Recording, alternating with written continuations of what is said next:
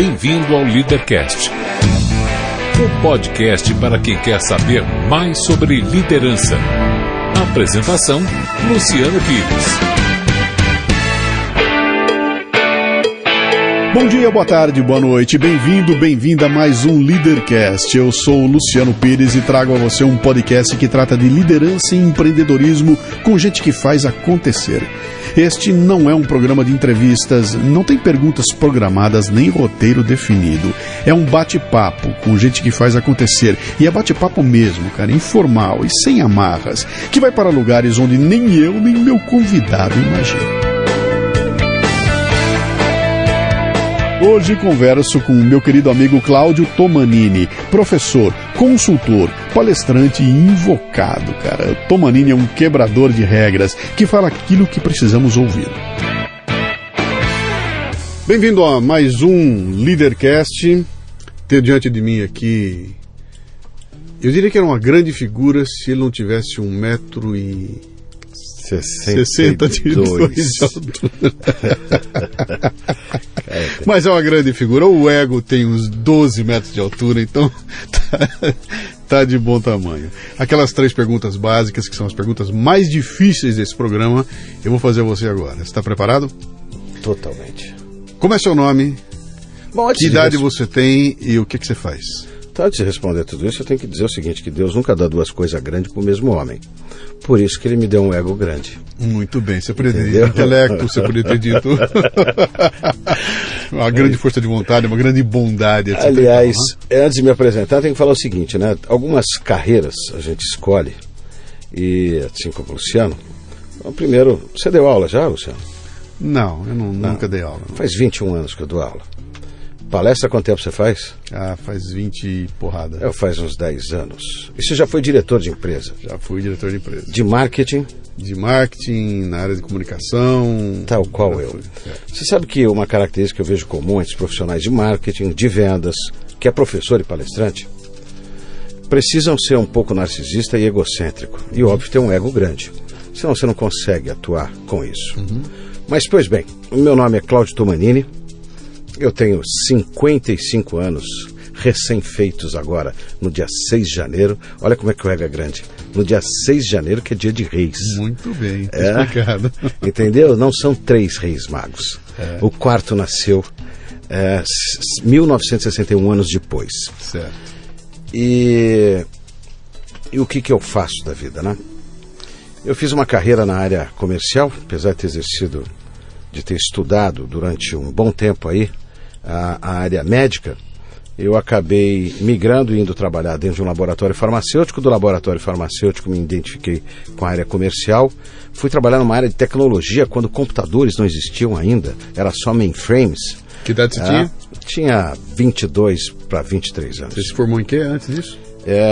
Eu fiz 5 anos de medicina, depois migrei para publicidade e propaganda porque acabei sendo elegível para uma vaga dentro da Johnson & Johnson. 5 anos de medicina, 5 anos de medicina e depois migra para publicidade e propaganda. Muito bem. Que idade você tinha quando você decidiu essa migração? 20 para 21 anos. 20 para 21 anos. A hora que você deu a notícia para seu pai e para sua mãe que você estava largando a medicina para entrar para propaganda e publicidade, o que aconteceu? Isso foi muito fácil de explicar. Primeiro que eu tinha 50% de bolsa, os outros 50% eu tinha que pagar. Eu vim de uma condição extremamente humilde, né? Meu pai tem o primário, assim como minha mãe. Fui criado lá no Campo Limpo, num bairro na periferia de São Paulo. O que seu pai fazia? Meu pai tinha uma profissão maravilhosa, né? Eles são vivos, graças a Deus. Meu pai era cartazista. Cartazista, alguém lembra o que é isso? E vitrinista. Sim. Então ele fazia o cartaz à mão. Eu me lembro de preencher faixas junto com ele, falava, vai preenchendo aqui. Minha caligrafia, que você viu aqui, isso aqui é decorrente dele. Alguém já falou assim pra mim, você fez o curso do professor de Franco? Eu falei, não, nunca passei nem perto, mas trabalho com caneta tinteiro e tal, que veio de olhar ele fazer todos os tipos de letra e etc. Você que está nos ouvindo aí não tem a menor ideia do que seja de Franco. De Franco é uma coisa da pré-história que a gente fazia junto com as aulas de datilografia Numa época em que havia cartazistas, não é isso? Isto. E que a gente mandava consertar o sapato, levava o sapato para arrumar a sola do sapato. Caderno de caligrafia. Mandava afiar a faca. Lembra daquela época? Faz tempo. Gente, mas termina de contar. Incrível. Você veio de uma área nessa humilde. condição, e obviamente, ao entrar na faculdade lá, a condição era muito paupérrima, né? Para fazer, mesmo com a bolsa eu tinha dificuldade. Eu fiquei devendo 2 anos de faculdade. Então, o que eu fazia para ganhar vida? Uma das coisas era trabalhar vendendo avental para os próprios alunos que precisavam comprar o avental desde o primeiro ano. Então eu ia lá no centro da cidade, no Brás, comprava os aventais e vendia para os alunos. Arrumei uma bordadeira, ela bordava. Então, para ganhar um dinheirinho. Aí eu descobri que eu podia trabalhar na lanchonete lá da frente, porque aí o cara me dava o almoço e tal, e ainda uma graninha legal. Eu atendia a garotada lá. Então, na minha hora de almoço, nas janelas, eu ia ajudar o cara da lanchonete.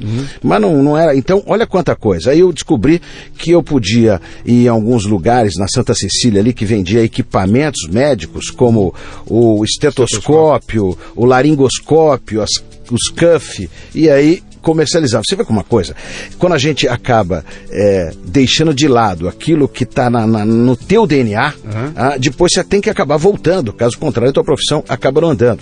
Então nunca foi problema de eu falar para os meus pais o que eu ia fazer, de que forma que eu ia trabalhar. Muito pelo contrário, meu pai sempre me disse uma coisa: se você fizer com coração, fizer com ética, com respeito, seja a profissão que você escolher, você vai ter sucesso nisso. Mas espera um pouquinho.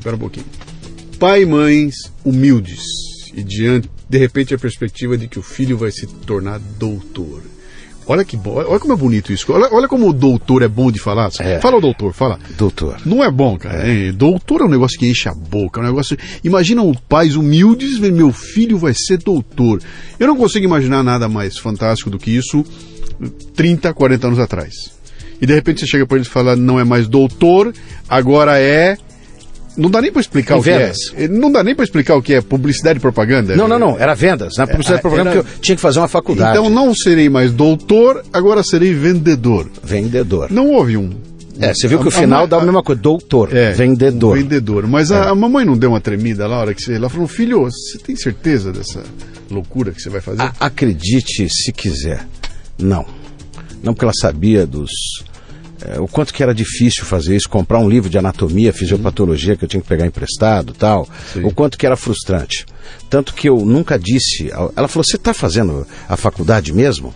Eu falei, não, eu acho que nem estou indo, porque não dá para pagar aquilo agora, tal. Então, durante muitos anos, eu fui enrolando para não gerar frustração. Porque ela falava assim, sabe qual que seria a maior frustração? Você entrar numa escola dessa e eu não poder pagar.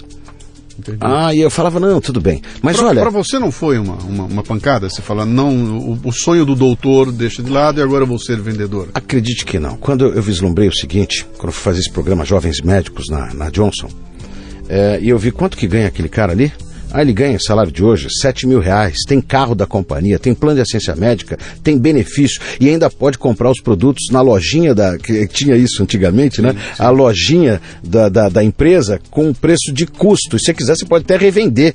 Inclusive fralda, que era cara, eu podia comprar por 30%, 40% e comercializar isso aí.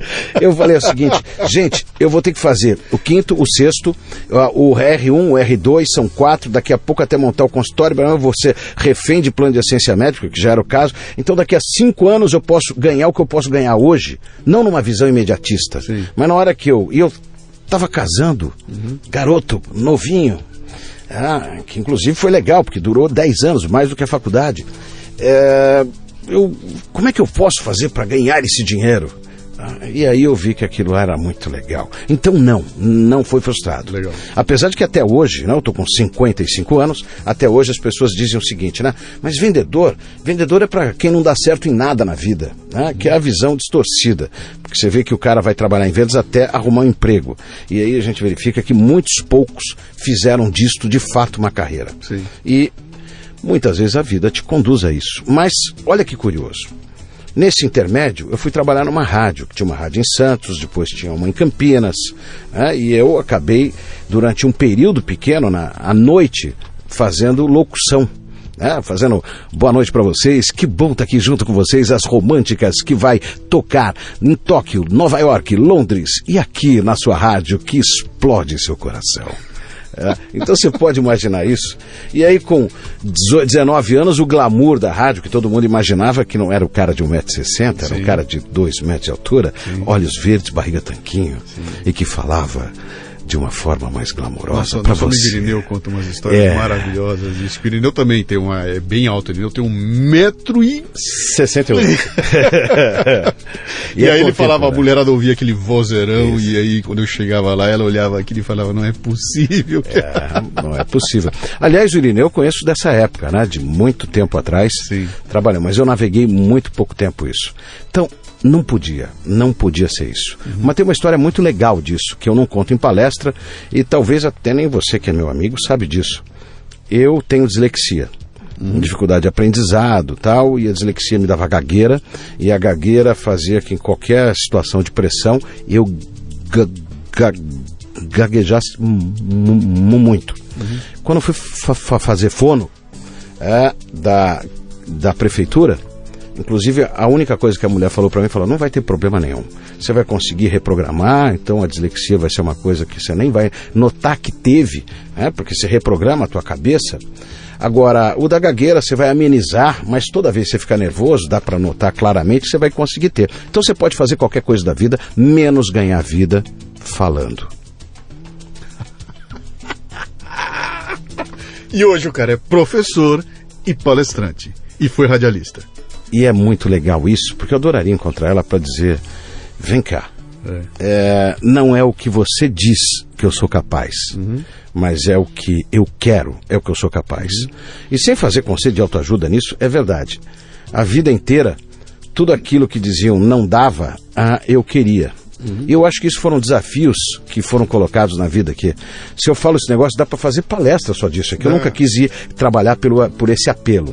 Mas você imagina que eu estava no incêndio do Joelma, no 1º de fevereiro de 74, e fui uma das poucas pessoas que saiu de lá sem um único arranhão, onde que falava o seguinte, como pode? Eu digo, meus anjinhos da guarda, São José, e todos os outros estavam olhando, mas não estavam olhando para os outros. Eu falei, não sei se estavam olhando para os outros, mas para mim eles estavam conduzidos. Espera aí que eu vou querer saber dessa história do incêndio, mas antes disso eu quero voltar naquela fono, né? Você vê a importância, cara, se você fosse um sujeito que não acreditasse em si mesmo, um cara inseguro e tudo mais, aquela mulher tinha acabado com a tua vida no momento que ela disse para você que você vai fazer qualquer coisa na vida, menos ganhar dinheiro falando. Ela tinha, não diria acabar a tua vida, mas seria levado você para um outro caminho, porque você ia incorporar aquilo e falar, bom, a doutora disse que eu não sou capaz, né? Você vê como é pesado isso, cara? Como é que essa mulher pode ter influenciado a vida de muito mais gente que, se não teve a segurança que você teve, partiu para um caminho que não era. Olha, se chamar em segurança, eu não sei o nome que dava para isso. Eu lembro que chorei, que fiquei triste pra caramba, e além disso, outras situações na vida que te fazem também chorar, ficar triste, etc. Você fala, vem uma luz interior, eu não sei como é que chama isso. Eu sei que a vida vai te colocando algumas coisas, vão desenhando algumas coisas que você quer percorrer aquele caminho, mesmo com medo. Porque eu falo, não, você tinha segurança. Mentira, eu tinha medo. Eu tinha insegurança. A única coisa que eu não queria era desistir. Porque eu acho que o grande apelo disso foi quando eu tinha uns 10 anos, que a minha mãe e meu pai trabalhavam numa empresa que era MIT Diário, e a empresa faliu. Meu pai ficou sem salário uns 6, 7 meses. Nós tínhamos 10, 11 anos. E o meu pai, eu peguei ele chorando, sou mais velho de 5 irmãos, e falou o seguinte, eu tô pra minha mãe, pô, que homem incompetente que eu sou, que eu não consigo nem trazer comida pra dentro de casa. E eu escutei aquilo. E eu fui lá, abracei ele e falou, pai, não se preocupa não, porque um dia eu vou ganhar muito dinheiro e nunca vai faltar comida. Eu acho que isso daí tem uma implicação muito legal. Primeiro que eu tenho um pai e uma mãe maravilhosos, né?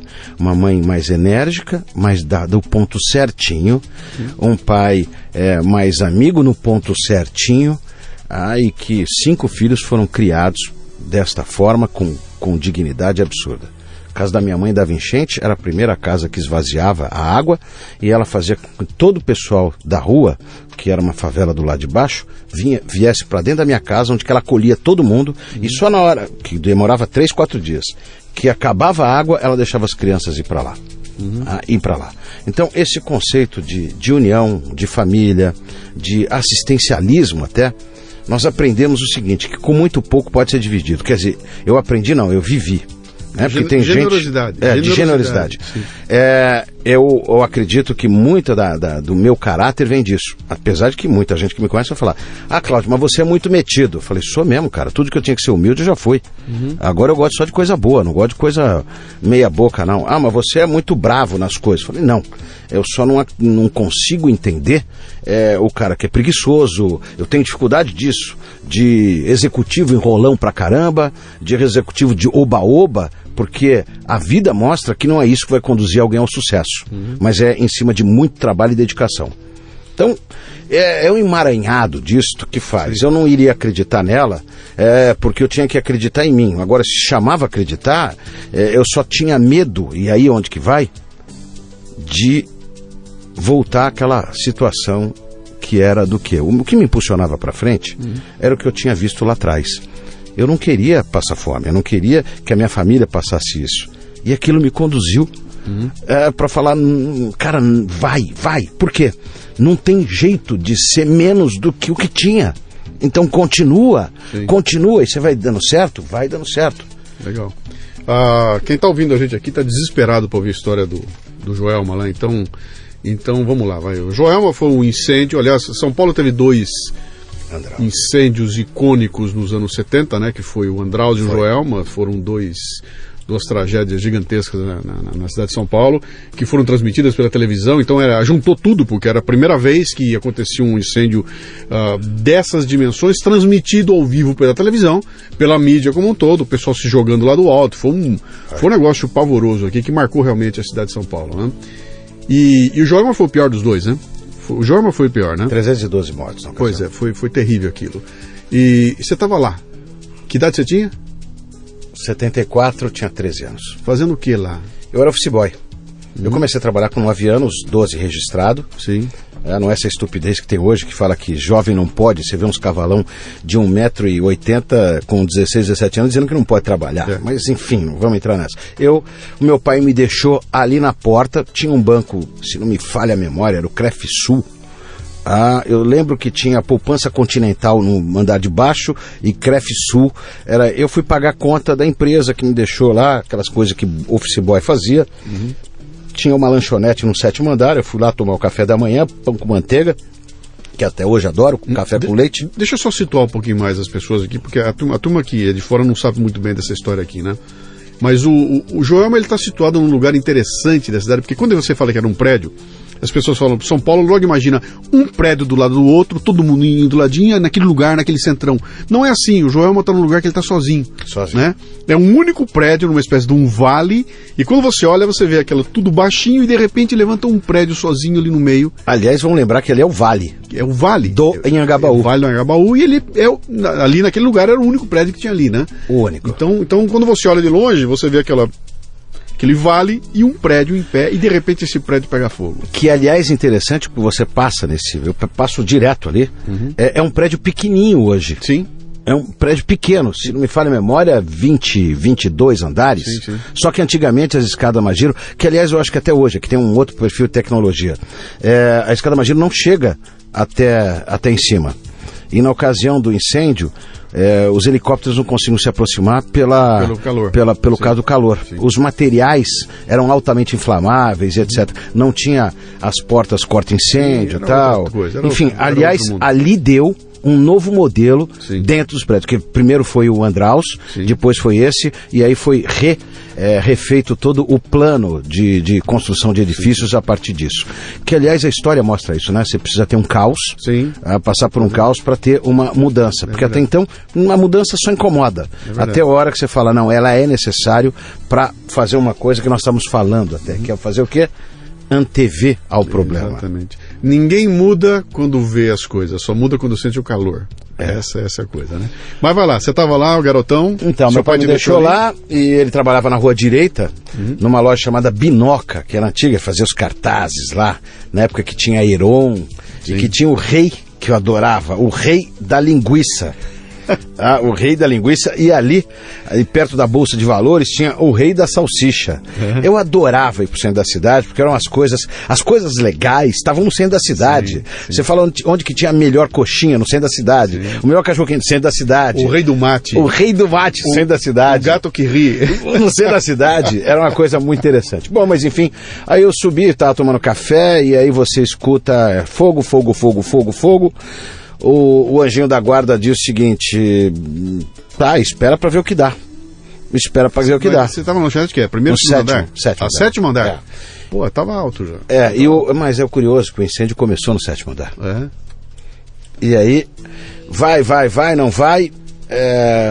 No resumo da história, quando ele começou a invadir o 7º andar, porque era de baixo para cima, mas ele subiu muito rápido, o 7º andar, eu saí. E fui uma das últimas, talvez a última pessoa a sair. O bombeiro me pegou achando que eu estava com alguma coisa. Falei, não tenho nada, tá tudo bem. Obviamente, na minha passagem, né, entre o carro do bombeiro até o carro da ambulância, só para ver se eu estava bem, colocar o oxigênio e tal, caiu pelo menos uns 2 corpos do meu lado. Quer dizer, corpos não, pessoas, né? Eu lembro que a impressão que tinha, sabe, bexiga, quando você joga com água, o barulho é igual e a situação é muito igual. E eu até olhei aquilo. E fui pra ponte. Eu falei, não, tudo bem. Acredite uma coisa, devia ter mais ou menos 1 milhão de pessoas ali olhando aquilo parado. Se não tinha isso, tinha perto disso. Parou? O meu pai me achou no viaduto, num canto, sentado chorando. Me achou no meio de tanta gente. Ele falou, como? Eu falei, não sei. Eu sei que eu vim e já sabia que você estava aqui em cima. Me pegou, fui embora. Agora, olha como é que é a inteligência emocional de pai e mãe. Me acolheu, chorou junto comigo, tá tudo bem, filho, tá, que poxa, que Deus proteja todo mundo ali, porque, enfim, tal. No dia seguinte, eu sempre quis ter uma bicicleta, eu não podia ter uma bicicleta. Então, sabe, ele e minha mãe me pegaram, olha, 5 filhos, me pegaram, finalzinho de tarde, 6:30 da tarde, eles tinham um carrinho, que era um Fusca AX6373, eu lembro até a placa do Fusca, cara, me veio agora na memória, um azul. Nós fomos no Mapping, que é lá perto. Sim. Passamos olha isto, passamos pelo incêndio ali, o rescaldo do incêndio ali, fomos pro Mapping, na Praça Ramos. Sim. Naquele elevador pantográfico lá, você lembra disso daí, né? Lembro perfeitamente. Que era o 1º andar. Sim. Louça, móveis, não sei o que, 2º andar, e o cara lá fazendo isso daí. Sim. Me levou pra loja e falou, escolhe a bicicleta, filho. Falou, por quê? Não, porque nós não demos pra você no dia do aniversário, porque não dá, mas nós vamos comprar essa bicicleta pra você. Já estava previsto que nós íamos comprar a bicicleta. Olha o legal disto. Então, eu comprei uma berlineta. Berlineta. Sim. Olha que coisa maravilhosa. Sim. Você virava o volante, o guidão para ficar mais baixo, mais alto ali, só com uma travinha.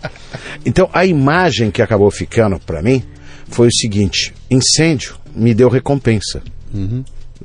A vida me deu recompensa.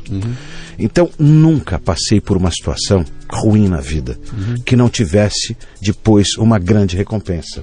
Isto é o mais legal. Aí você fala assim, você é eliminado. Não, eu não acredito que o homem lá em cima fala, aquilo lá eu vou fazer ele sofrer, aquilo lá eu vou fazer ele... Não, mas é como que você faz a leitura da tua vida. Alguns poderiam fazer a leitura de, foi tudo ruim. Não, a lembrança que eu tenho não é do incêndio, não me deixou trauma nenhum. Sim. A lembrança que eu tenho eu ganhei uma bicicleta no dia 2 de fevereiro de 74. Olha que legal isso daí. Quando estava todo mundo... chorando os mortos? Bom, não sei porque tinha 13 anos de idade, né? Porque na minha cabeça não era isto. Sim. Eu passei por uma emoção forte até então, nossa, e no dia seguinte ganhei uma bicicleta. Sabe como é que é? Sim. O que um garoto de 13 anos até vai fazer com isso daí? Nada. Que loucura. Lembrar da recompensa. Mas, vamos lá, voltamos lá, você fez então a tua escola, fez o teu curso de publicidade e propaganda, foi isso? Fiz lá na FIAN FMU. Sim, se formou e foi trabalhar onde? Eu tava na Johnson. Aí eu recebi um convite lá, um cara falou, tem uma vaga lá de cara de vendas na ADP Systems, o maior birô de serviços do mundo. uma empresa que era em New Jersey, nos Estados Unidos, e aí fui lá fazer a entrevista. Eram duas empresas, duas. Sim. Tinha a Cybroncare, e eu vou repetir de novo. Cybroncare. E eu vou explicar o porquê que eu repeti de novo. E a ADP Systems. Então, primeiro que eu fui Cybroncare. Por quê? Cybroncare era em Guarulhos, e o salário era muito legal, tinha carro da companhia e tal, e fui lá. E fui na ADP porque eu falei, vai ficar como backup, porque eu queria sair da condição de propaganda e tal, para fazer uma carreira mais ascendente nisso, não daquela multinacional. Você era o quê nesse momento lá na Johnson? Propagandista. Propagandista? Que é o pega uma linha e lá vou eu. Vou lá eu, falar de fisiopatologia, né, com um visual aid na mão. Você não se livrou dos médicos? Não, e falava assim, olha aí que legal. Falava, doutor, Nisoral aumenta a permeabilidade da membrana celular do fungo, inibido da síntese do gosterol, que é o principal lipídio contra na membrana do fungo e um dos responsáveis pela sua integridade. O senhor já teve oportunidade de utilizar um produto como antifúngico como esse aqui? Ele é totalmente novo, tal. Olha como é que se apresentava. E hoje o benchmark de vendas continua sendo laboratório farmacêutico, hein? Em controles, em processos, tudo. Na aula que eu dou, eu uso essas bases. E olha que curioso, o processo de vendas de 30 e poucos anos atrás, 70% das empresas ainda não tem aquilo que os laboratórios tinham. E como evoluiu isso daí? Laboratórios, Ambev, e aí vai embora. Mas, pois bem, e aí eu fui na Cybroncare, o salário era maior, vaga legal. Também era no segmento de medicina, tudo médico? Era, Cybroncare vendia equipamento para consultório de odontologia. Eu ia ter que falar com os dentistas. E com equipamento de ponta, que era tal. Bom, legal. Passei por uma entrevista, 2 entrevistas, o número de candidatos foi cada vez diminuindo mais, 300 candidatos, 200, 100, 50, 30, 2. Fui para a entrevista com o presidente lá, e aí saí de lá e falou, ok, qualquer coisa a gente chama. Aí veio... Esperei, o outro cara também saiu, foi embora. O diretor de RH falou o seguinte, frasão, espera um pouquinho só. Falou, por quê? Eu quero te falar uma coisa. Olha aí de novo, hein? De novo. Lembra da fono? Sim. Então, de novo. Ele veio e falou, Cláudio, infelizmente você não foi aprovado. Agora, o motivo que você não foi aprovado, eu vou te dizer porque eu acho um absurdo. Isso aqui não vai ser a empresa que eu vou querer trabalhar. Ainda mais, isso aqui foi a gota d'água do que eu escutei. Ele falou que ele não queria te contratar, que você parecia ser um rapaz muito bom, competente, etc. E eu validei que entre os candidatos você era o cara mais preparado para esse mercado. Pela tua formação, pelo teu conhecimento, pelo jeito de falar, e etc, pela tua disciplina. Nunca chegava atrasado. Não vamos questionar isso, tá? Porque ele fala que eu sempre chego. Mudou bastante. Mas ele não te admitiu porque ele falou o seguinte, que você não tinha altura para ser vendedor. Que o vendedor tinha que ser alto para mostrar poder, para intimidar o cliente. Por isso o conceito da venda agressiva, e ele achou que você não poderia jamais ser vendedor. Inclusive ele falou uma coisa, né? Que falou fazia medicina, que ele falou que queria saber como é que um cara da tua altura ia operar, né? Porque a mesa de operação era maior. Sim. E eu achei aquilo... Mas eu posso dizer uma coisa para você, garoto. Não desiste disto, não. Porque você tem esse talento. Vai embora. Continua. Você lembra da fono? Sim.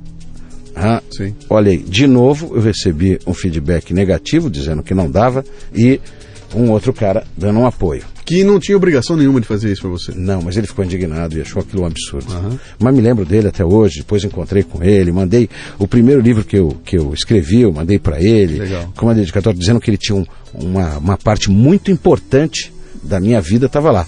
E o livro chamava Gigantes das Vendas, que era junto com outros caras, né? Foi o primeiro a ser publicado, onde que eu tinha uma parte lá que era minha. Que legal. Aí eu falei, olha o paradoxo, né? Hoje eu estou num livro que chama Gigantes das Vendas, né?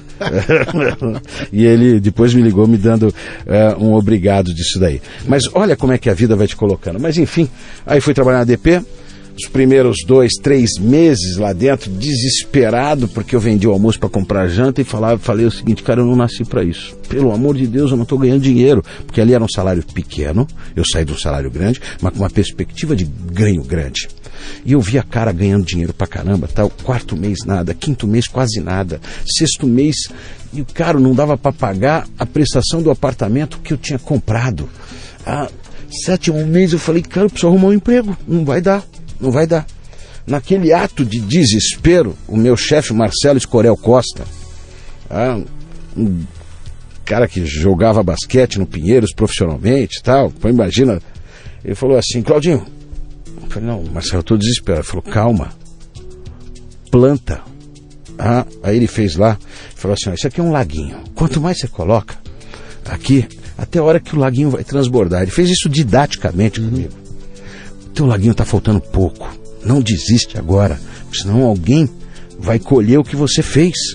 Não desiste, mas não deu. 45 dias comecei a vender, e com resultado legal. O resultado disso foi o seguinte, no ano seguinte eu era o terceiro de 50 caras, o terceiro em vendas, no ano seguinte segundo em vendas, e depois durante 5, 6 anos eu me mantive entre o primeiro e segundo em vendas. Acabei alcançando o recorde mundial, porque a ADP era uma empresa multinacional, mundial de vendas, alcançando o valor de 759% da cota. Hoje, eu como executivo de vendas, que fui consultor de vendas, eu falo o seguinte, se alguém tem 750% da cota consegue bater, é porque fizeram a cota dele errada, né? Mas eu fui buscar com muito empenho aquilo lá para conseguir ter o grande sucesso. Você falou esse negócio do laguinho, eu bati um papo outro dia com o nosso amigo Max Geringer, né? E eu estava questionando o Max para ele me contar como é que foi a história dele, como é que ele se tornou um dos maiores palestrantes do país e tudo mais. E o Max me contou um negócio interessante, era que ele estava dizendo o seguinte, ele falou, cara, eu quando comecei a fazer palestra, eu sofria muito, porque eu fazia palestra, todo mundo adorava, terminava, os caras vinham, conversavam comigo, e não rolava nada, cara. E não chamava de novo, não acontecia outra. E eu fui fazendo aquilo e falava, cara, não vai dar certo esse negócio aqui, porque eu vou, todo mundo adora, mas não chama de novo, e não acontece. Até que um dia, de repente, eu acordei e a roda começou a girar. Ele falou, e de repente, do nada, começaram a me chamar de novo. Então eu havia construído uma massa crítica que estava esparramada, e que de repente aquilo juntou e transbordou o laguinho, do jeito que você falou. E ele falou, aí a roda começou a girar e eu comecei a entrar num processo onde uma coisa amarrou a outra, só que tive que passar durante 3, 4, 5, 6 anos aquela agonia de saber que todo mundo adorava e que não rolava nada na sequência, né? Que eu acho que esse conceito é interessante de encher o laguinho. Eu falo muito sobre essa coisa da paciência, né? Quando o pessoal vem a garotada vem perguntar pra mim, como é que faz? Construir minha carreira. Eu falei, olha, cara, tem um negócio aí que você não consegue forçar. E esse negócio chama-se tempo, cara. Você tem que dar tempo ao tempo. Não adianta você começar agora achando que em uma semana, em um mês, que é o problema dessa molecada hoje em dia, eu quero já, eu quero agora, eu quero o maior salário, eu quero cargo, eu quero tudo já. Não tem já, cara. Leva tempo. Tudo leva tempo, né? Luciano, tem uma coisa que é muito interessante. Tudo bem, a garotada dessa faixa de idade de hoje aqui, assim, eu tenho uma filha de 25 que mora na Nova Zelândia, e ela é uma antecipadora de tudo. Ela estava bem aqui, ela é também da área de saúde, se formou, foi para a Nestlé, foi fazer um estágio na área de vendas, disseram, você nasceu para isso, e foi ser representante. A mesma coisa que eu fiz, cara, incrível. Mesmo ganhando bem, falou, não quero viver aqui mais, foi para Nova Zelândia, trabalhando subemprego, até para subsistir, enquanto fazia o mestrado lá, então foi trabalhar em loja, e agora trabalha lá como gestora de marketing numa empresa que atua toda a Ásia e Oceania. E tá feliz pra caramba, pegou seu visto de trabalho, tá? Ela é antecipadora. Fala inglês, fala espanhol, falou agora preciso fazer o mandarim, começou a fazer mandarim, falou, pai, é difícil pra caramba, mas eu tenho que fazer esse negócio como objetivo, então vai trilhando. Então tem alguns, ela também é ansiosa, que é o resultado de curto prazo, mas são fazedores, são antecipadores de muitas coisas. Em tecnologia, sabem utilizar, sabem ser multidisciplinar, coisa que nós fomos educados no passado a dizer o seguinte, você está estudando, então desliga a televisão, desliga o som e dê foco nisso daqui. Hoje a garotada, e a gente vê que muitos conseguem com grande êxito, conheço meninos que entraram em medicina, eles conseguem mexer no computador, falar no WhatsApp, assistir televisão, assistir o Friends, que é um programa antigo pra caramba, e eles adoram isso daqui, escutar Led Zeppelin, que é paradoxal, The Purple e o caramba, porque não é da geração deles, mas eles gostam de escutar, e estudar. E prestar atenção. Enquanto passa o pé no cachorro. Enquanto passa o pé no cachorro. Sim. Então essa condição de multidisciplinaridade é uma coisa muito legal. Porque no meu tempo, no teu tempo, eu digo de rapaz da mesma faixa de idade, diziam o seguinte pra gente: vá trabalhar numa empresa. Sim. Tenha carteira assinada. Sim. Para você se aposentar. Sim. Fique o tempo maior. Quanto mais tempo você ficar na empresa, mais o dono vai gostar de você. A empresa vai gostar de você. De preferência no Banco do Brasil. De preferência, não. Aí seria fazer carreira, mas aí você era mais conhecido. Se fosse uma cidade pequena, era o cara do Banco do Brasil, era o delegado e o padre da cidade. E a cafetina. É, isso. A dona do puteiro. É, que a gente passava longe quando era moleque. Vamos lá. Você estudou no Mackenzie, né? Eu estudei. Você tá lembrando do Mackenzie aqui, da tia Olga, né? Volta lá, vai. Eu não sei o que é tia Olga. Volta lá. Depois a gente pode entrevistar. Certo. Volta lá, aquela história que eu estava falando com você da questão do tempo e da maturação. Isso. Que você, por mais que você queira, você não consegue eliminar a equação tempo do processo, né? Não. O laguinho tem que encher. Tem. O que a gente pode fazer, obviamente, que antes o tempo era de 10 qualquer coisa, 10 anos, 10 meses, não importa. Hoje a gente pode fazer uma abreviação disso para 4, 5. Mas de qualquer forma, precisa. Você vê uma coisa, conseguiram antecipar o tempo de tudo.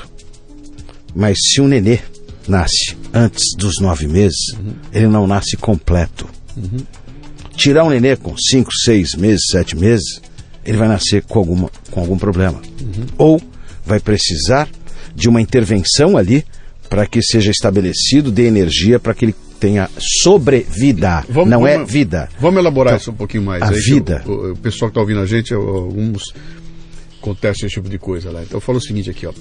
Se a gente comparar como era a dificuldade nossa quando nós tínhamos 20 e poucos anos, então, por exemplo, para eu poder estudar um determinado tema, eu tinha alguns caminhos. Ou eu vou pegar a Barça, ou vou pegar a Enciclopédia Conhecer, ou vou entrar na biblioteca, ou eu vou ler 2, 3, 4, 5 livros, vou ter que fazer uma pesquisa na unha, vai ser um negócio complicado, que demandava um tempo muito maior do que demanda hoje. Então, para eu ter acesso para um volume de informação que eu tenho hoje, dava muito mais trabalho, demorava muito mais, e às vezes eu nem chegava até lá, porque eu não conseguia nem encontrar a informação.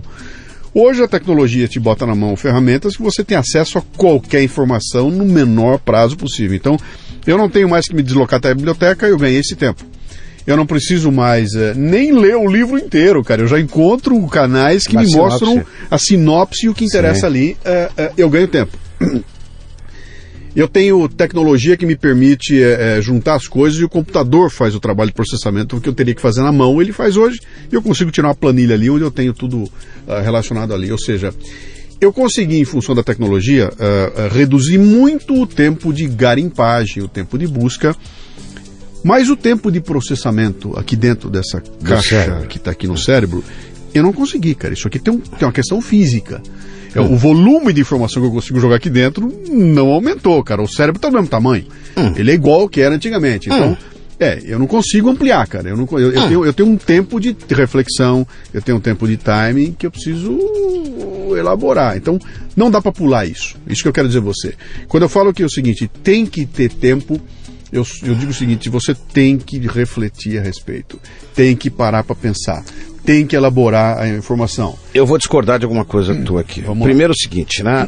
Quanto mais informação você busca e multidisciplinaridade nisto, maior são os sinapses que você gera.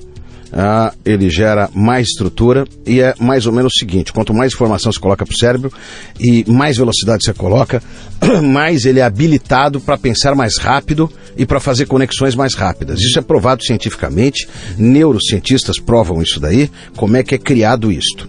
Quando você tem coisas por hábito, o hábito fica lá, estabelecido. Mas quando você cria um novo modelo para quebrar com esse hábito, ele se sobrepõe através de outras sinapses e outros mecanismos aqui, onde mostra o seguinte: está lá aquela forma lenta de você fazer, mas você conseguiu sobrepor com uma outra sinapse a forma mais ágil, mais rápida de pensar.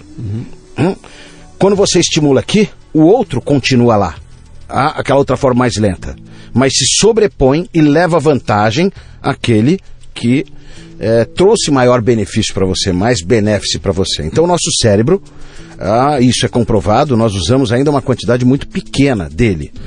Ele pode ser expandido. Ele pode ser expandido. E como é que você expande ele? Não é assistindo televisão.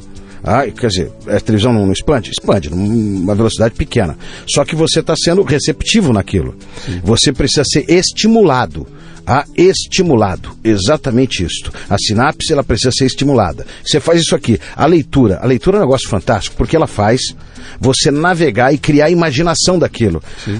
A imagem é o que você vai criar dentro da tua cabeça, não é o que está vindo pelos seus olhos. É a mágica do podcast. Podcast. É a mágica do podcast. Daquela que eu falo desse jeito e você, mulher do outro lado, nem sabe como sou. Ou é a sua cabeça que você vai montar a imagem que está sendo colocada ali. Isto. Eu entendo. Eu não sei se nós estamos falando da mesma coisa. Vamos tentar chegar nessa. Vamos elaborar bastante isso aqui.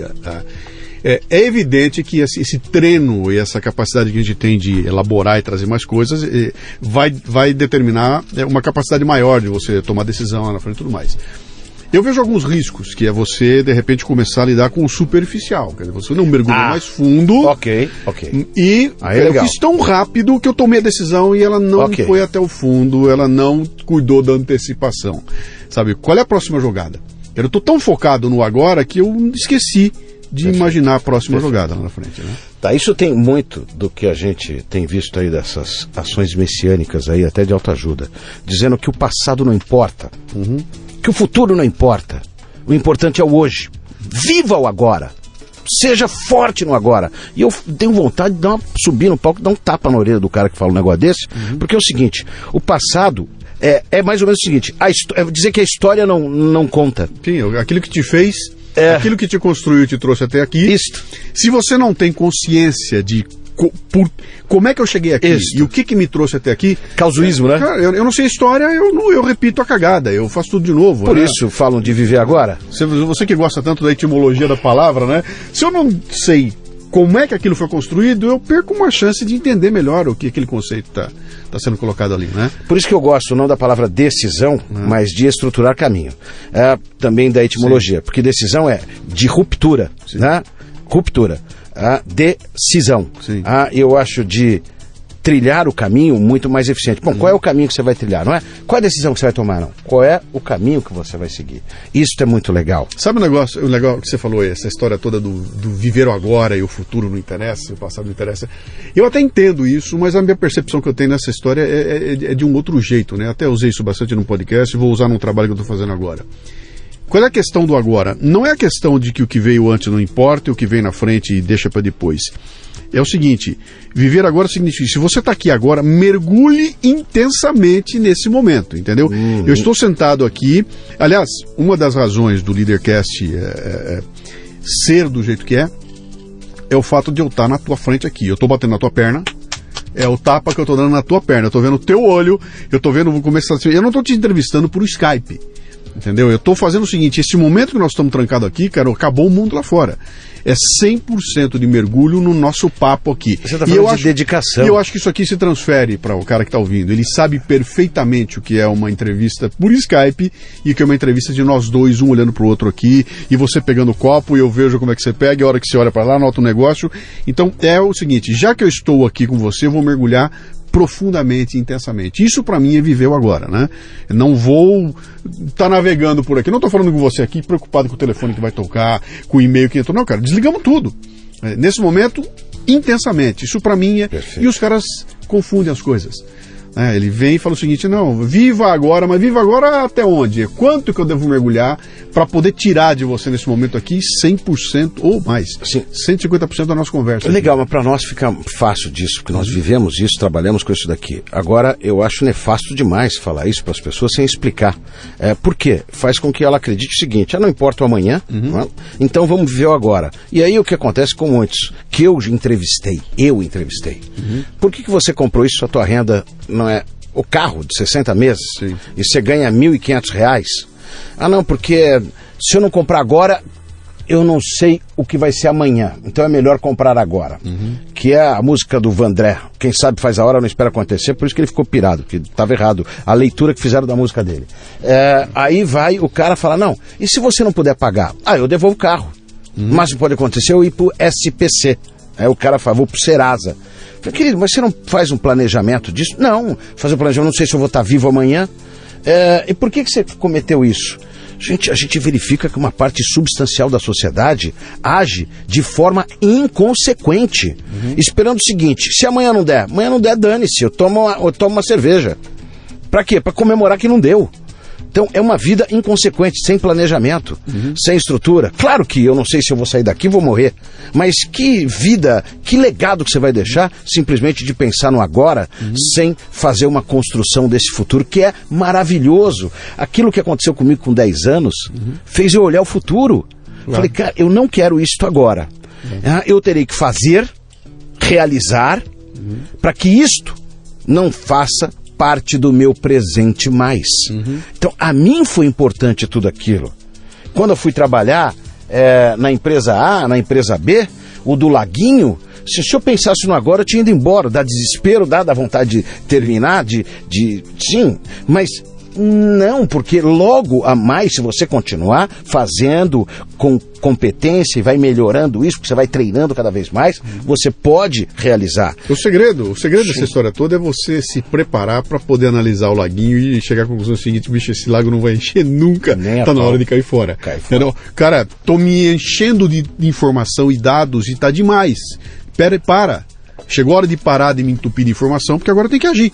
Agora tem que fazer acontecer. E o que eu estou vendo aqui é que não tem futuro, cara. Então vou parar de cavar o buraco, porque senão eu vou morrer aqui. Tem um amigo que é engenheiro. E é difícil fazer isso com 16 anos de idade, cara. Em quase 2 anos de idade. Difícil. Tem que ter para olhar para trás e falar, legal, o investimento já deu, tá na hora de parar e partir para outra. A minha filha, 17, entrou na faculdade.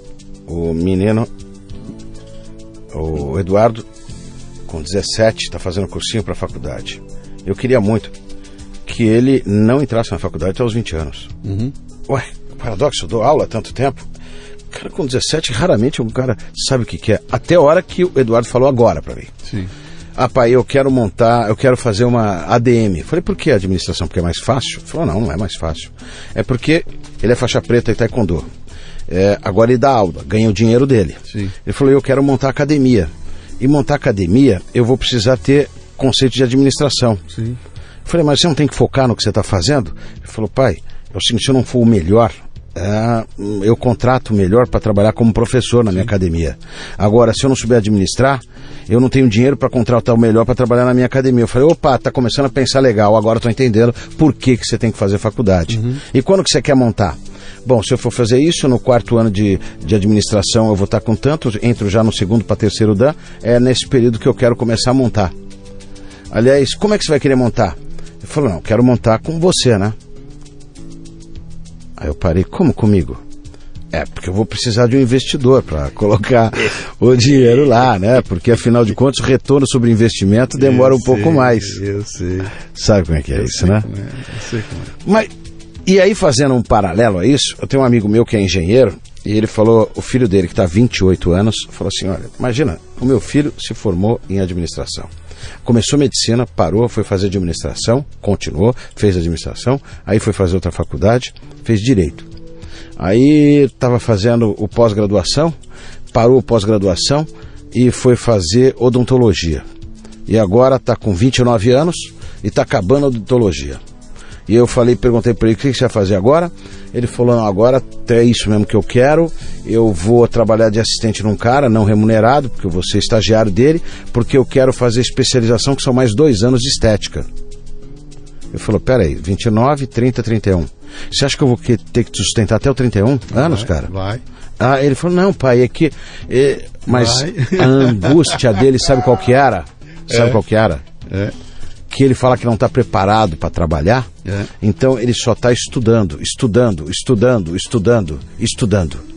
E o pai falou uma coisa que eu concordei em gênero grau. Ele falou, legal, estudar é importantíssimo, mas fazer também é. Claro. E se você não fizer, não for um fazedor, não adianta nada você simplesmente achar que ainda não está preparado. Sabe por quê? Porque eu tenho 50 anos, o pai falando para mim, 50 e poucos anos, e eu sempre acho que eu não estou preparado. Sim. Mas nunca deixei de trabalhar. Eu fui trabalhar e estudar. Então tá na hora de você começar a ganhar dinheiro, moleque. É isso aí. É isso aí, que é um pensamento interessante. Eu vou trazer aqui para conversar com a gente algumas pessoas que têm um trabalho muito interessante nesse sentido sabe, dessa mudança de gerações. E esse conceito de que o Dado Schneider tem uma palestra muito maravilhosa que ele fala sobre isso aí. Fala, cara, faz suas contas aí, você vai sustentar teus filhos até os 80 anos de idade. 85, como, cara? Ele começa a mostrar e aquilo é um mundo novo que tá aí. Para, a gente já tá fugindo aqui da história. Deixa eu voltar Mas que depois a gente pode conversar disso, porque eu não concordo absolutamente nem um pouco disso. Mas deixa eu voltar lá para trás. Eu quero voltar lá e dizer o seguinte aqui. Houve um momento em que você, então, estando lá na empresa, trabalhando ali, você deixou de ser o vendedor para ser o chefe dos vendedores. Sim. Você foi promovido e no dia seguinte você voltou para trabalhar e descobriu que você não era mais índio, agora você era mocinho. Ou o oposto. Você não era mocinho, você era índio. E você entrou ali e aqueles mesmos caras que ontem estavam com você contando história, já não contavam mais as histórias. Você já não era convidado para aquele almoço, eles te olhavam de um jeito diferente e tinha mudado tudo. Você agora era chefe, né? Você se preparou para isso? Alguém te contou como é que seria? Você foi guindado para isso com um monitor te contando o que ia acontecer? Ou isso aconteceu e seja como Deus quiser? Nós estamos falando de 88, e já veio na minha memória isso. Que idade é sua? Eu estava fazendo pós-graduação na Escola Superior de Propaganda e Marketing, pós-graduação em Marketing e Negócios. Eu estava com 30 e... Não, 20 e pouco. 28 anos, 27, 28 anos. Isso. É porque eu fui diretor com 31. Então, 27, 28 anos. Com sucesso em vendas. Sim. Você pode imaginar, eu tinha Opala Diplomata 4 portas. Depois tive um XR3. Isso seria um Camaro amarelo hoje. Seria um Camaro amarelo.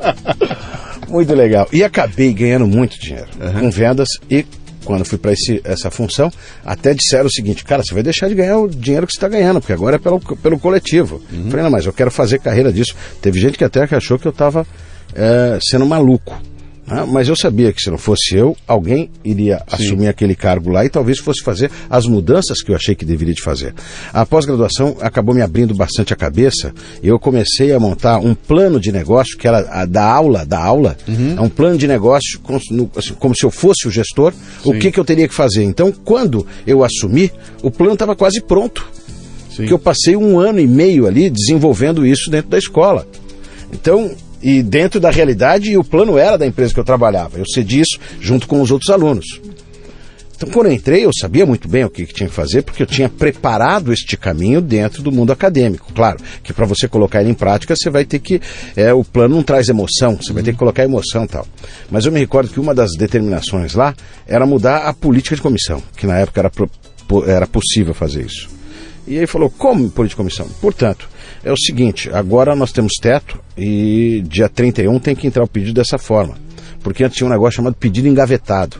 Porque o cara não ganhava mais, então ele engavetava o pedido, esperava virar o mês para colocar o pedido, porque ele já entrava com cota coberta. Cláudio, como é que você está acabando com isso? Antes você fazia isso. Falei, então, antes eu era vendedor, agora eu sou gerente. Mas você mudou. Falei, claro que mudou, agora eu sou gerente, cara. Eu não acho isso correto. Mas por que você fazia?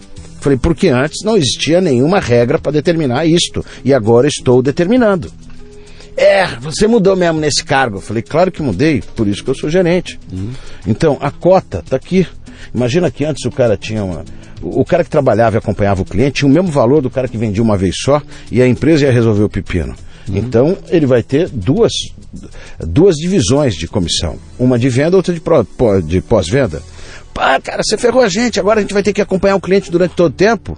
Sim, porque eu tinha aprendido uma coisa na escola chamada Lifetime Value. Qual é o valor do cliente no tempo?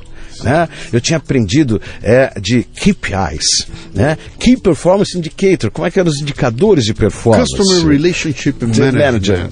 E eu falei, cara, essa porrita dá pra fazer aqui. Você virou acadêmico? Não! Eu vi que eu poderia melhorar a performance daquilo, tanto que um período de 1 ano e meio depois, me chamaram para ser diretor numa outra empresa. e levar essas políticas para lá, porque já tinha processo, método. Legal, mas me conta aqui, e aí, cara, e esse lance de repente você virou o rei da cocada preta, você era o chefe dos caras, e você ia ter que começar a lidar com quereres e deveres de caras que até ontem eram teus amigos, estavam conversando com você na mesma história, e agora você não é mais, agora você é chefe. De novo, você foi preparado para isso? Ou essa bomba estourou na tua mão e você falou, bom... Não fui preparado. O que eu faço amanhã de manhã? Boto uma gravata. Isso eu fiz quando eu assumi, e no dia seguinte eu já trabalhava. Eu estava de gravata. Falei, bom, botei a gravata, mudou tudo. Agora eu cheguei de manhã, falei, primeira coisa que eu vou fazer, vou ler um jornal. Porque eu acho que isso é que o chefe faz, né? E aí você descobre que não é porra nenhuma disso aí, né? Eu vou lembrar, resumindo a história aí, eu vou lembrar o que aconteceu na empresa seguinte que eu fui, que foi pouco tempo depois, como diretor. A empresa, grande pra caramba, com faturamento muito grande, a maior revendedor IBM da América Latina. Eles contrataram um CEO, um diretor de operações e um diretor de marketing e vendas. O diretor de marketing e vendas era eu. Este diretor de operações, ele era general reformado. O outro cara, o CEO, era brigadeiro reformado. Olha que interessante, hein? Formação pesada, mas conheciam de tecnologia com profundidade, tudo. 5 meses, 4 meses depois, sabe como é que o pessoal me chamava? De General Branquinho. Porque o outro cara, o nome dele era Branco. E era um cara grandão, forte pra caramba, já de uma idade, e me chamavam de General Branquinho. Sim, você era um mini-mido. É isso aí, né? Era o seguinte, sabe o meu malvado favorito? Sim. Era mais ou menos assim. Legal, estamos aqui, somos um time. Não, eu não concordo. Legal, me diz por que você não concorda. Não concordo. Então, legal. Então, prepara aí um trabalho, mostra por que você não concorda, a gente pode realinhar, não tem problema. Da onde veio isso? Mas eu quero saber, Katsu, de onde veio isso? De repente você começa a dar ordem pros caras, começa a receber os caras e ninguém te treinou pra isso. Cara, mas a escola... Você tinha feito... Eu tava numa escola de negócios, aonde tinha lá diretor, tinha gerente. Eu tô dizendo num período que pós-graduação era uma coisa altamente elitizada, na década de 80. Eu tava fazendo na melhor escola de marketing e negócio que tinha, que era a SPM. Sim. Eu Seus tido colegas aula com os cobrões do caramba do mercado, que eram caras feras, que levavam você para conhecer a empresa. Então você fui visitar a Coca-Cola, eu fui visitar não sei o quê, eles traziam o diretor de marketing, o diretor de vendas, o diretor de não sei o quê das multinacionais. Aí chegou um dia... E eu olhava aquilo lá e cara, como é que o cara faz? Aí chegou um dia e você teve que mandar o cara embora. No caso dessa empresa foram 220 caras. Tá bom, você tinha que mandar o primeiro embora. Mandar os 220 embora é fácil, o primeiro é foda. Como é que você dormiu? Bem, aquela noite, sabendo que no dia seguinte você ia mandar um cara embora. Como é que foi isso? Não tive problema, acredite. Não, porque era junto com o cara de RH, eu queria saber qual que era o cara de menor performance, por que ele estava no menor performance, então eu tinha que justificar até o porquê disso daí, e se existia possibilidade de ascensão desse cara, né, de ele melhorar isto. Às vezes tinha, mas tinha um outro que valia um investimento maior que o dele. Então quando eu demiti um cara, aliás, o primeiro foi muito fácil, porque o primeiro foi um gerente de vendas. E eu fui bem baseado nisso aqui. Aonde que estão os relatórios dos produtos que estão em consignação em cliente para demonstração? Não sei. Foi a tua equipe que levou. Aonde que está? Porra, já falei que eu não sei, cara. Eu preciso desse relatório em 48 horas. Falei, tá brincando, nem um mês eu consigo. Falei, então, eu preciso em 48 horas. Porque nós temos mais de R$1 milhão fora e você não está sabendo onde que está. Aonde está? Aliás, esse notebook está na tua mão. O que é? Não, é que eu peguei de um cliente que o meu quebrou. Esse daqui eu sei que é onde consignação. E quem que te autorizou a fazer? Não, porque eu sou gerente, eu posso fazer isto. Falei, então você pode, você sabe onde que estão os outros. Não, e por que a tua equipe está com esse resultado aqui? Não, porque o mercado está ruim e tal e a concorrência está... Mas o que você vai fazer? Pô, não sei, cara, não tenho bola de cristal? Foi muito fácil. Foi muito fácil. O primeiro eu fiz sorrindo, com alegria no coração. O segundo fazia parte da equipe dele, também foi com alegria.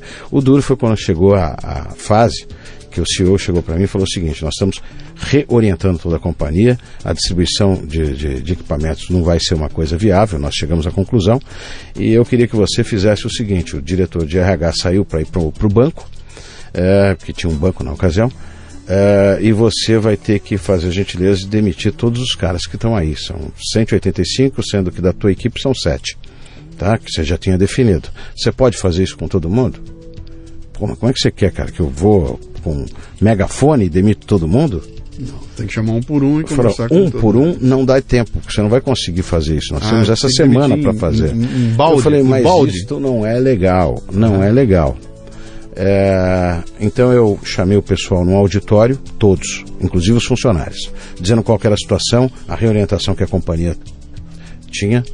Eu pedi para o presidente ir lá falar, o CEO, ele falou, não tenho tempo para fazer isso. Eu falei, você vai deixar clabucha comigo? Ele falou, para isso ser pago. Eu falei, entendi, eu não sou pago para fazer isso, mas tá bom, vamos lá.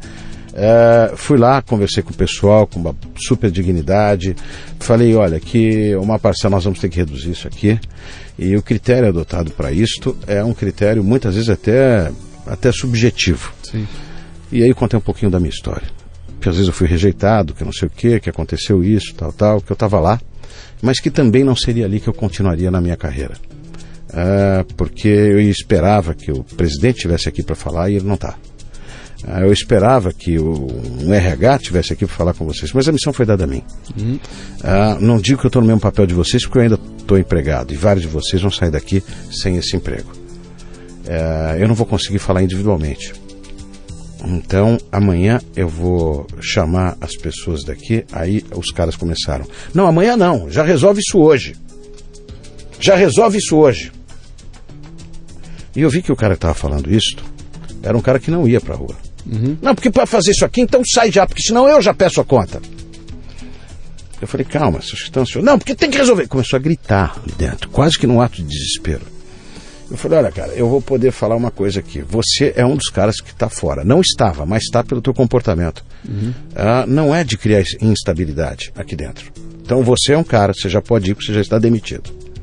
Quanto ao demais, é o seguinte, isso aqui é horrível fazer isso, mas eu vou ter que mostrar uma lista para cá. E aqueles que tiverem mais dificuldades, eu pediria a gentileza de vir falar comigo. Então, alguns vieram, eu recebi até ameaça do gerente, do cara lá e tal. Foi muito difícil, porque não te ensinam a fazer isso. E eu não sabia se esse era o melhor modelo, se era o pior modelo, e até hoje não sei se foi o melhor modelo, se foi o pior modelo, mas foi incumbido de fazer um negócio desse. A situação muito difícil, tinha cara que vinha chorando e falou, pô, eu tenho família para cuidar, como é que eu faço? Eu falei, eu quero entender isso, como é que funciona, de que jeito e tal, tá? Porque eu posso realinhar. Então, óbvio, alguns que comprovadamente tinham uma situação difícil, que precisavam de um tempo para se reposicionar, isso representou umas 10 pessoas, eu realinhei, esperei, veio lá uma menina e falou o seguinte, olha, eu acabei de engravidar. Falou, bom, você já não pode ser, por favor, porque a lei já determina que você não pode ir. E é disso, enfim. E é muito legal, porque nesse processo você descobre algumas pessoas que não foram para a lista, e que eram totalmente elegíveis para ir.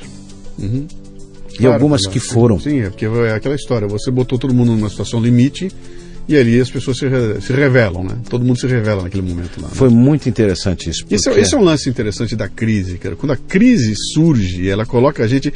Eu tenho uma história legal, quando eu fui pro Everest, eu estava conversando com um dos caras, eu estava lá no campo base, essa coisa que você não entende, né? Que você fala que sou louco, faz isso. Eu estava lá no campo base conversando com um alpinista que estava liderando um time que ia subir até o topo do Everest. E ele estava contando para nós o seguinte, ele falou, cara, quando a gente chega lá em cima, nos 7.000 e pouco, que a gente entra na zona da morte, não tem mais teatro. Você começa a ver como a pessoa é de verdade. Ninguém mais consegue fingir aquilo que não é. O covarde mostra que é covarde, o corajoso mostra, não tem mais como fingir. Que é o momento da crise, né? Chegou naquele momento em que nós estamos aqui, todo mundo pressionado, as pessoas começam a se revelar e ali você vê que foi o que aconteceu com você. Começou a aparecer claramente aqueles que deveriam estar sido eleitos, né? Bom, deixa eu chegar mais... Caminhando aqui pro... Deixa eu contar uma coisa, né? 2 anos depois, saí daquela empresa, fui para outra, fui demitido.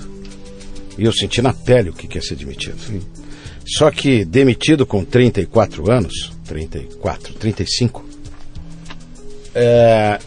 a condição onde que eu tinha um bom carro, o top morava num baita de um apartamento, andava com os melhores relógios, porque eu ganhava bem. Um status do caramba, era professor de escola de primeira linha, né?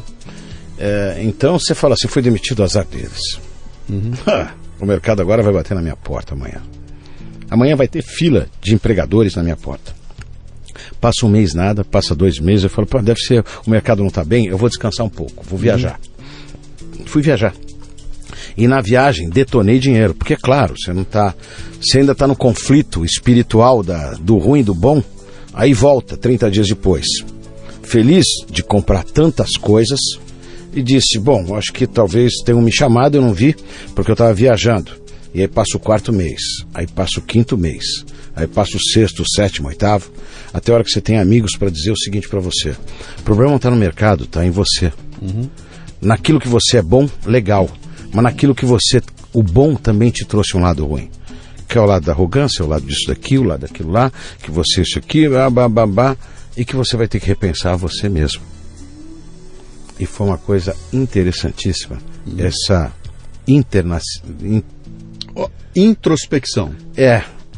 Essa introspecção, onde você vai ter que refletir sobre o seu eu, que até então era um cara de sucesso, e buscar a leitura lá do passado, daquele menino de 10 anos que falou que queria ter sucesso, daquele que passou pelo incêndio, daquele que fez as trocas de profissões, de atividades, e falar, eu acho que talvez tenha sido a hora que eu mais chorei na vida, mais desespero me deu, porque é o encontro de você com você, não é porque você perdeu isso, porque você perdeu aquilo. É um momento que desmonta tudo, né? Você sabe que eu tenho, às vezes eu paro para pensar sobre isso aí, então eu fico pensando aqui, e hoje eu sou empreendedor, como você, eu tenho meu próprio negócio, como você tem seu próprio negócio, né? Eu dependo de mim, eu não tenho chefe, as decisões que eu tomo aqui, o meu futuro vai estar, não tem uma empresa para recorrer, sou eu e eu. E às vezes o mercado está ruim, né? O mercado está mal e tem mês aqui que eu falo, pô, não sei o que vai acontecer no mês que vem, eu não sei se isso aqui vai estar em pé, eu não sei se eu não fiz uma loucura, etc e tal. E a coisa que me dá mais medo, cara, nesse processo todo, não é de repente descobrir que eu tô duro, que tô sem dinheiro, que vou ter que começar de novo, não é nada disso. Eu tenho um puta medo de quebrar a confiança em mim mesmo, sabe? De falar, cara, eu sou um merda. Puta, acabo de descobrir que nada daquilo que eu imaginava eu sou um bosta, e essa consciência do ser um merda me transformar num merda, né? Mudar o jeito que eu sou, mudar as coisas que eu acredito, e de repente você é como se fosse um jogador de futebol que de repente perde o talento e passa a jogar mal, e você, cara, como assim? O cara jogava bem até ontem, o que foi? Não, ele perdeu a confiança nele, cara, agora ele entra e não sabe mais jogar bola. Comigo é o contrário, pro mesmo efeito. Aí me preocupo demais quando eu falo assim, cara, eu sou bom pra caralho, né? Nossa, eu sou muito bom. Nossa, não tem cara melhor. Pra fazer isso que eu faço, ninguém é melhor professor do que eu, ninguém é melhor não sei o que, eu tenho medo disto. Mas porque todas as vezes que eu tive este pico de egocentrismo, foi exatamente onde que me dei mal na vida. Na vida pessoal e na vida profissional. Quando você falou que você chorou pra cacete, foi o momento em que você descobriu que estava nu, né? Então, das minhas limitações, de que eu precisava fazer mais. De que eu precisava fazer, porque eu achava que eu era bom pra caraca, que era um absurdo. Como é que não iam querer um cara tão novo, com tanto talento, e que era comprovado esse talento dentro da escola? Pô, eu era aluno, a escola, 4 professores vieram me convidar para ser professor. Falei, eu, professor? Porque você tem que dar aula pra gente. Você é muito competente.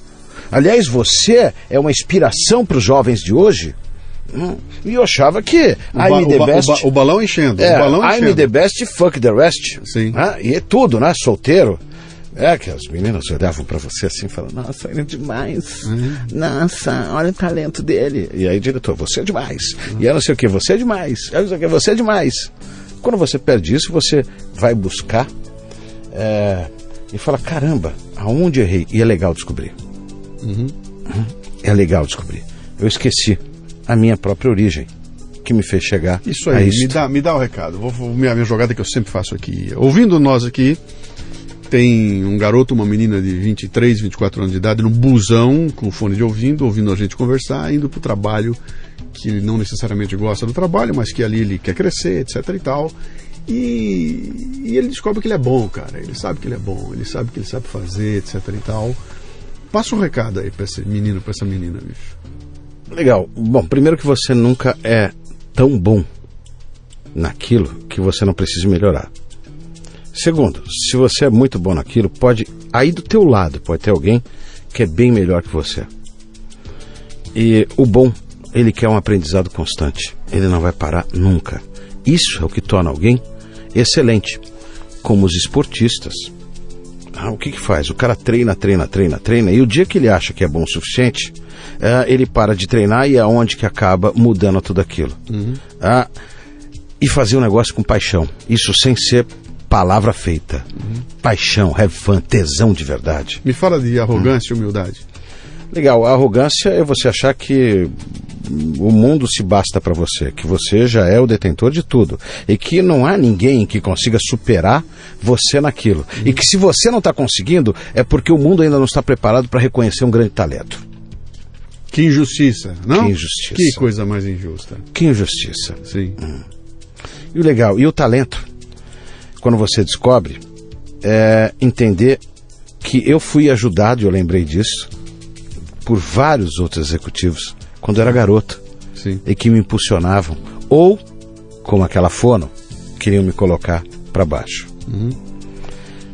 Interessante é saber o que eu, aí já com sucesso, vou passar deste legado para o outro, para me tornar inesquecível para essa outra pessoa.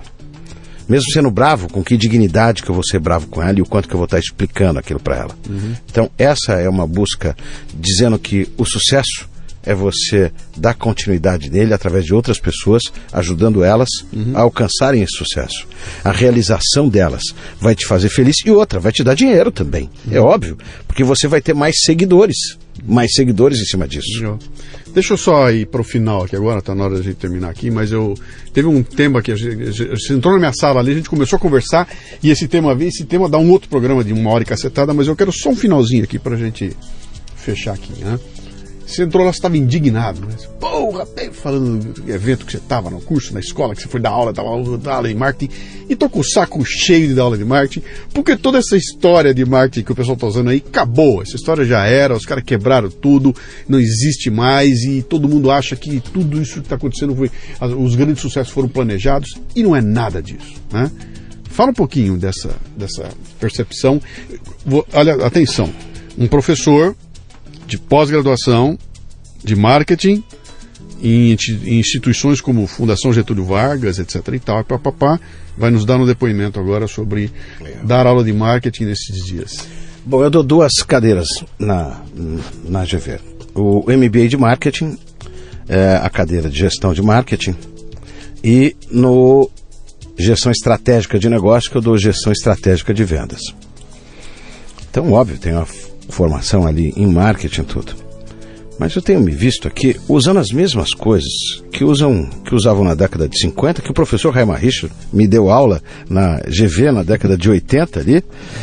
Grande Raimar Richard, Surfando nas Ondas do Mercado, o último livro dele, que me dava falando do 4P, e que ele já destruiu o 4P quando ele apresentou os 4Cs, os 4As, né? Falando de Michael Porter com 5 forças competitivas, e sabendo que o Michael Porter faliu recentemente, e falando de matriz SWOT, que é legal, mas aí vem aquilo lá de matriz BCG, de vaca leiteira, produto estrela, produto abacaxi, de matriz Ansoff e um monte de outras porretas aí no mercado. Que desembocam em Oceano Azul, no Oceano Azul, Cisne Negro. No Cisne Negro, boa isso daí, né? E que vai na nhoca do sucesso, tudo isso aí. Planejamento, vamos dar aula de planejamento, core business, core competência. Tá legal. E aí, por uma carga d'água, eu indo pra aula, aliás, antes de ir pra aula, eu tava lembrando o seguinte, eu tava falando de carro com um amigo meu, e eu falei, porra, peraí, mas a BMW não começou fabricando carro, ela fabricava a hélice de motor de avião, e aí com o tratado do Versalhes ela não pôde mais fabricar aquilo, ela vai fabricar não sei o que, tal, até a hora que migrou para carro. Quando você vai lembrar de Sony, Akio Morita, você vai verificar como é que ele fez o seguinte, e que o Steven Jobs, na verdade, pegou a ideia do Akio Morita, e ele mesmo falou, e só colocou na tecnologia nano, e não sei o que. Falei, porra, peraí. Então, vamos entender uma coisa, esse negócio de core business, core competência, como é que a GE começou, como é que outras empresas começaram, como é que a Mangels começou vendendo balde, aqui no Brasil, balde, Sim. balde de flambe, eu acho que chama aquele negócio, flambe, como é que é? Flandres. Flandres. Sim, folha de Flandres. Folha de Flandres. É isso aí. Mangels, nenhuma, cara, falou assim, não, meu core business é esse, meu core competência é este. Porque elas teriam quebrado, nem existiriam mais. De várias empresas no mercado, até do cara que fez Gillette, que ele começou com uma coisa, depois foi para outra. Então, peraí, até onde que vale esse negócio de core business e core competência? E aí você vai verificar os maiores milionários do mundo, como é que é o core business, core competência deles? O da Apple, cada um tenta achar a razão, depois que ela teve sucesso. Aí você acha core business com a competência. Mas você acha que os caras lá foram falar, não, o core business com a competência meu, o Bill Gates. Não, meu core business, meu core competência é esse. A minha visão de futuro para daqui 20 anos, nós vamos ser o quê? Nossos princípios, valores. É o diretor de arte que cria o logotipo e depois encontra uma explicação para aquela porreta. E esta curva que você está vendo aqui tem a ver com o contorno que a vida nos dá, etc e tal. Este vermelho tem a ver com o sangue. Depois de criado, ele cria. O meu tem isso. O meu era preto, né, com laranja. Agora ele é um azul. E aí perguntaram, mas o que é isso aqui? Não, porque é Tomanini agora. Eu estou trabalhando não a New Marketing, que é a minha empresa, mas o meu sobrenome, porque acharam que ele era mais forte. E o I, ele está invertido com um ponto de exclamação. Sim. E que reflete isso daqui para quê? Para de tantas dúvidas você ir para as respostas. Ótimo. Que na verdade o mundo ele é construído para quem faz perguntas, porque a resposta vem por decorrência do conhecimento do problema. Pô, eu não sabia que era essa porra, não. Só falei que ficou bonitinho assim, cara. E por que é esse azul? Não, porque na psicodinâmica, gostei desse azul. Não dá para ficar um pouquinho mais escuro, que ele tá mais claro? E aí você vai dentro das organizações... Fala a verdade. Não, seja sincero comigo aqui. Não dá para cobrar mais caro quando você fala bonito assim? Não dá pra pegar um bolinho de chocolate com sorvete, transformar em petit gâteau e cobrar mais caro? Verdade. Não dá? Que muitos caras acham que petit gâteau é um gato pequeno, né?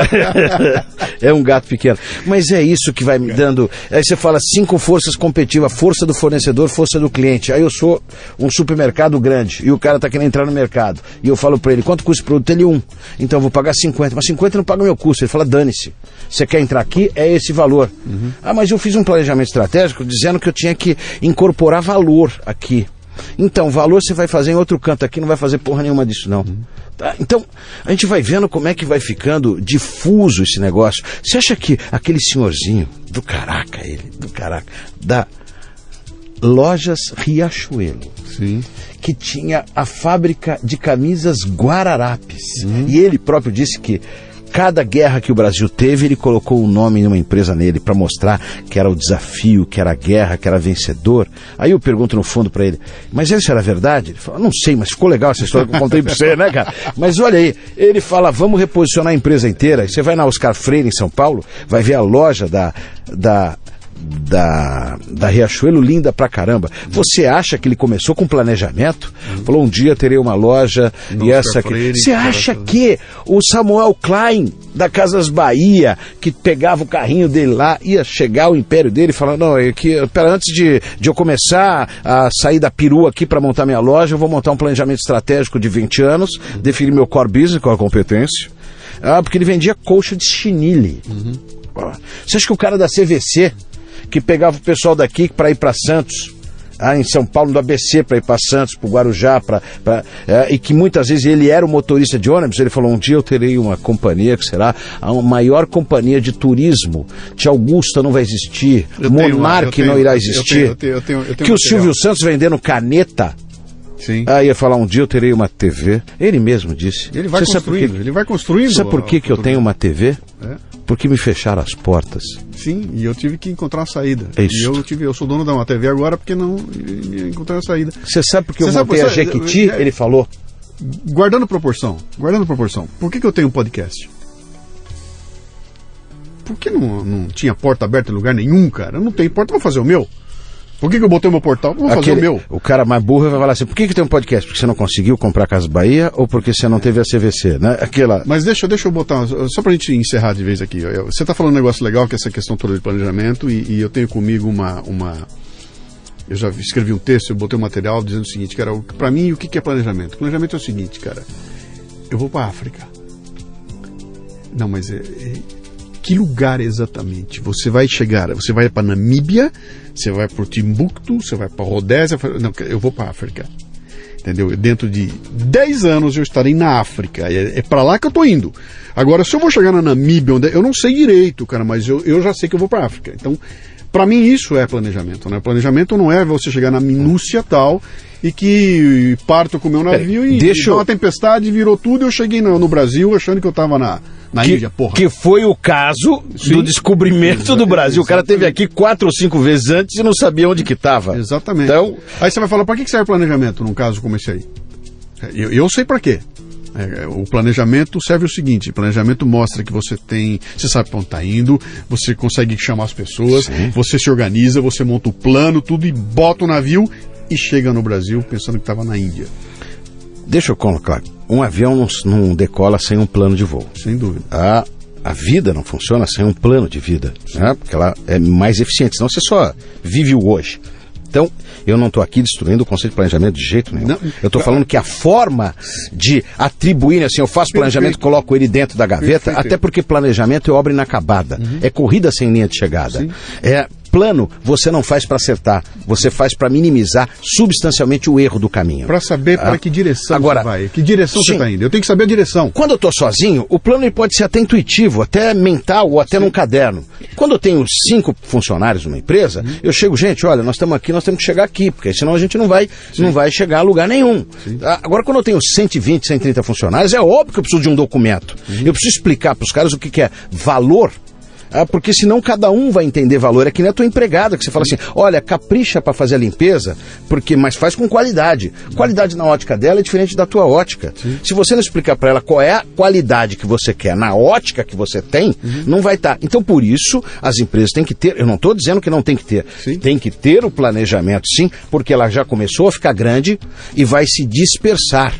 Ela precisa saber se o DNA do cara que está lá, mesmo sendo um técnico excelente, faz parte do DNA da corporação, se o cara está em linha. A questão toda é você não entender o planejamento como sendo a solução do problema. Montei o plano e agora vai acontecer. E não vai acontecer. Essa daí. Que eu falar do produto abacaxi, do produto estrela, o que vai fazer? Sim. Não, é isso aí. Você tem que organizar. Se você não tem plano, você não tem organização. Não é organização. Tomanini, peraí, chegando no final aqui agora. Eu só quero botar uma coisa que já deve ter ninguém ouvido a gente aqui. Porra, esses dois loucos aqui, olha aqui, ó. Cisne negro, oceano azul, queijo, segredo do sucesso, o cacete, papapá, é o seguinte aqui. Cara, eu não ignoro nenhuma coisa nessa, porque todas elas têm insights. Todas têm coisas legais. Se você pegar um livrinho babaca como Quem Comeu Meu Queijo, que é um saco, tem insights lá dentro, cara. A questão toda é você o seguinte, cara, como é que eu pego essas coisas, tiro os insights que me interessam e vou trabalhar isso aí no meu dia a dia? É como se eu puxasse ferramenta, eu vou abrir uma caixa de ferramenta, né, gigantesca, e puxo lá de dentro 3 ou 4 que vão me servir. Ou seja, não é desfazer disso tudo, é dizer claramente, cara, nenhum desses processos descritos aí são a solução do mundo. Quando você vem e detona o conceito de autoajuda, detona o cara que está falando, fala, pera um pouquinho, cara, todos esses conceitos têm coisas para trazer para a gente. O que você não pode fazer é entregar de corpo e alma para alguém que diz que tem uma solução, que tem uma fórmula mágica e que eu vou resolver teus problemas se você repetir aquilo que eu acho que tem que ser feito. Peraí, cara, não é assim.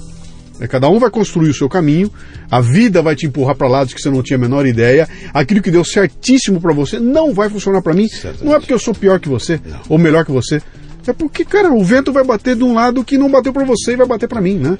Então, tá antenado para saber quais são as ferramentas que vão me servir e saber o seguinte, eu vou dar um modelo melhor ainda.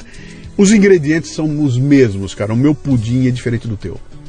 Depende da mão. Com o mesmo ingrediente, né? E eu não posso olhar e falar assim, me deu a receita, Tomanini me deu a receita, estou com os ingredientes e farei um pudim igual ao dele. Não vai sair igual, cara. Esse é o lance. Eu resumo uma coisa aqui, ó.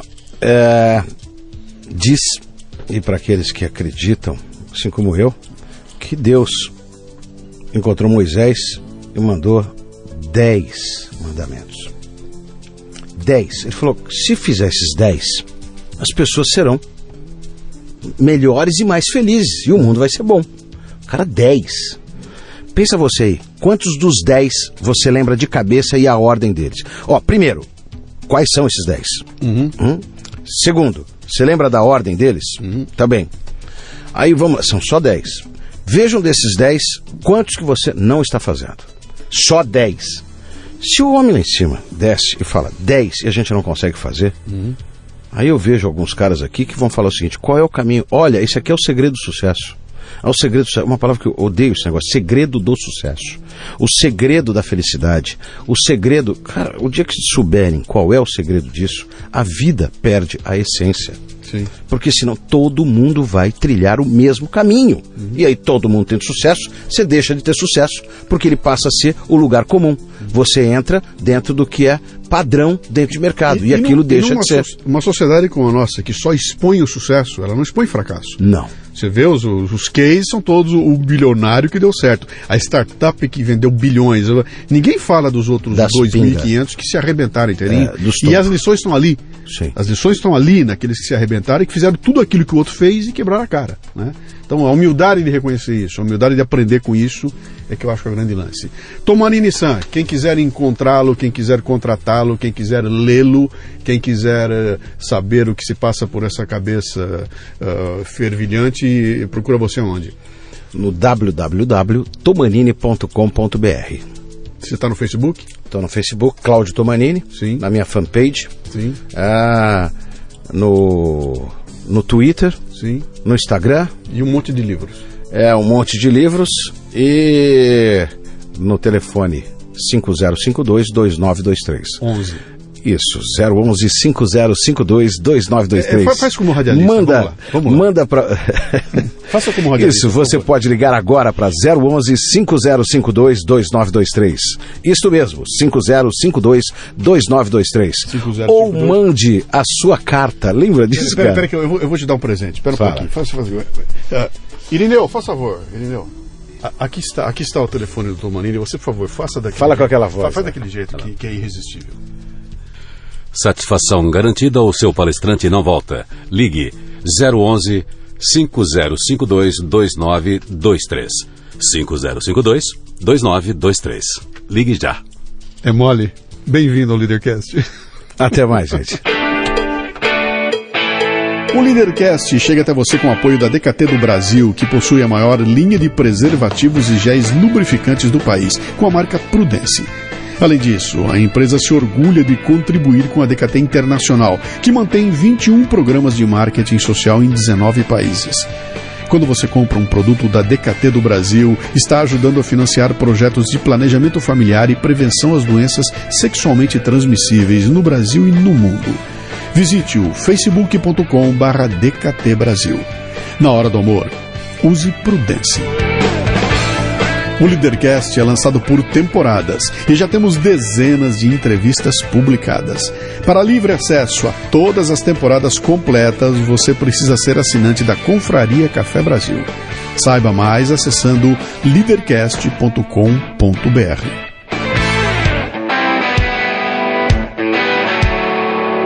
Você ouviu o Leadercast com Luciano Pires. Mais uma isca intelectual do Café Brasil.